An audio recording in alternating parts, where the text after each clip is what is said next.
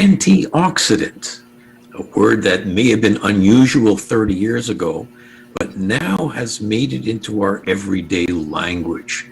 In fact, a whole new field of research in medicine has evolved around antioxidants, and it's called free radical biology. This science has described hundreds of health conditions that depend on antioxidants for their protection.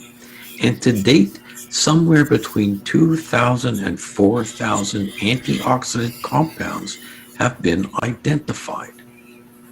So we're not going to spend a lot of time right now explaining the details of how antioxidants work, but let's start off by saying that antioxidants work against oxidation. Antioxidant. So in order to know what an antioxidant does, we need to know what an oxidant or oxidation is. Here are a few examples. When iron rusts, that is oxidation. When butter goes bad or rancid, that's oxidation. When you cut an apple and in 20 minutes or so it turns brown, that's oxidation. So am I suggesting that you and I are rusting, going bad, and turning brown? Yes. Just look at the back of the hand of your grandmother.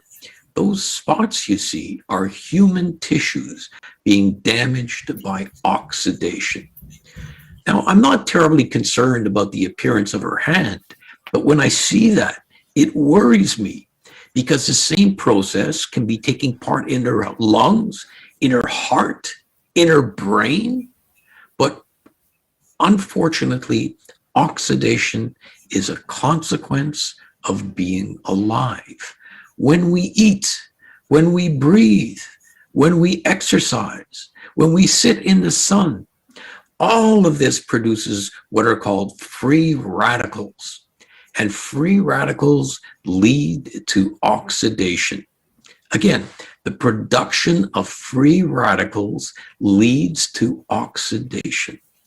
And when we produce free radicals, we set off a chain reaction where each free radical can turn whatever else it touches into another free radical, kind of like the zombies of molecular biology. Let's take a closer look. Here we see a bunch of nasty free radicals on one side and a group of nice healthy cells nearby. And a free radical drifts over and touches one of the healthy cells. And after a short while, remember when a free radical touches another molecule, it can turn it into a free radical and so on. So you end up with a damaged cell full of free radicals. And of course, you see that that cell's touching another cell. And that cell is touching yet another cell.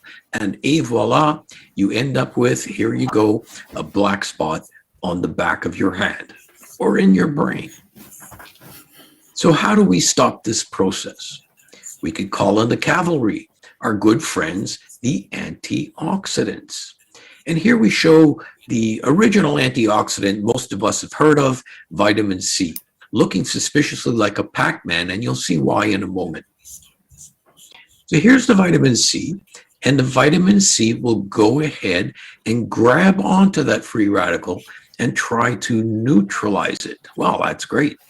The problem is that although it's neutralized the free radical, it's also neutralized itself. You see, its mouth is full and it can't do anything else. So at this point in time, if nothing else happens, we will just expel this free radical antioxidant complex.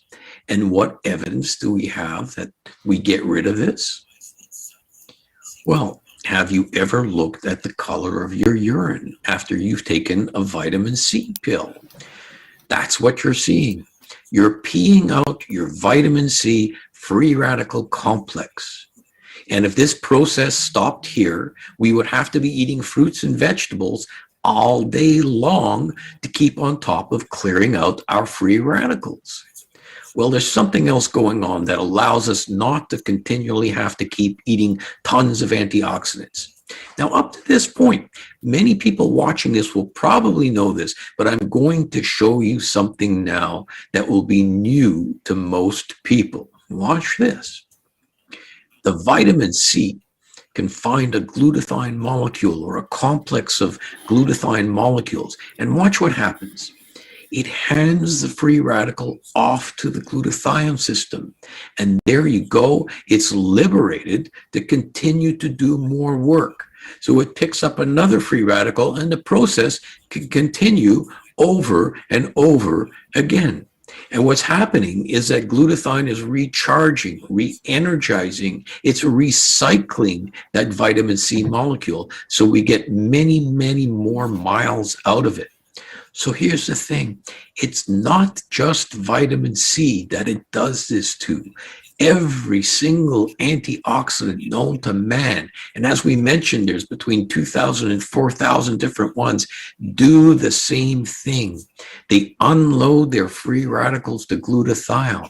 And this is the primary reason that we call glutathione the master antioxidant. Because all the other known antioxidants cannot work with the presence of glutathione. Glutathione is the spring in the clockwork that drives all of our antioxidant processes. But that's not all. It may be enough to make you want to go out and raise your glutathione levels because all of your fruits and vegetables and supplements will work better. But there are other reasons to call glutathione the master antioxidant. When you think of antioxidants, what comes to mind? Well, certainly vitamin C and vitamin E, but there's so many others. Just visit your local pharmacy or health food store, visit Costco, and you'll find shelves of different antioxidants.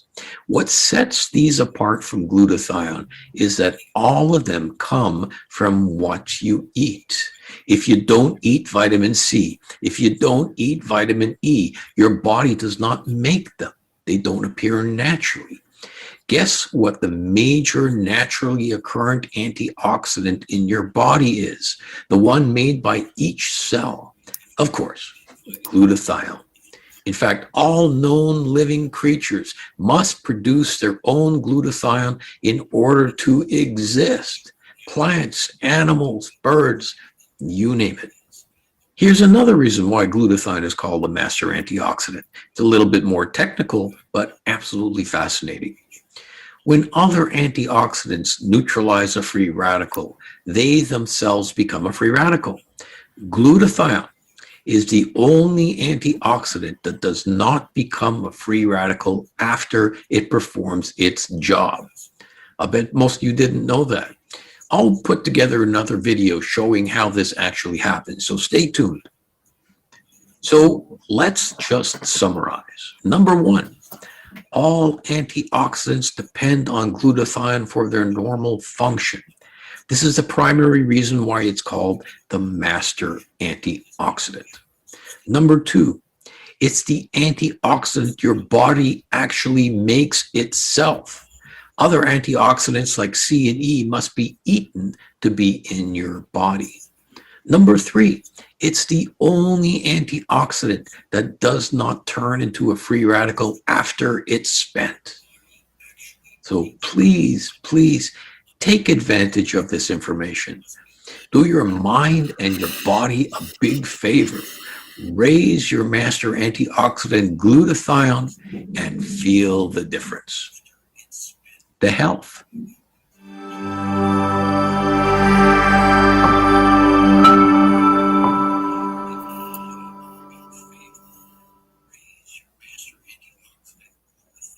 Sleep Number smart sleepers get 28 minutes more restful sleep per night.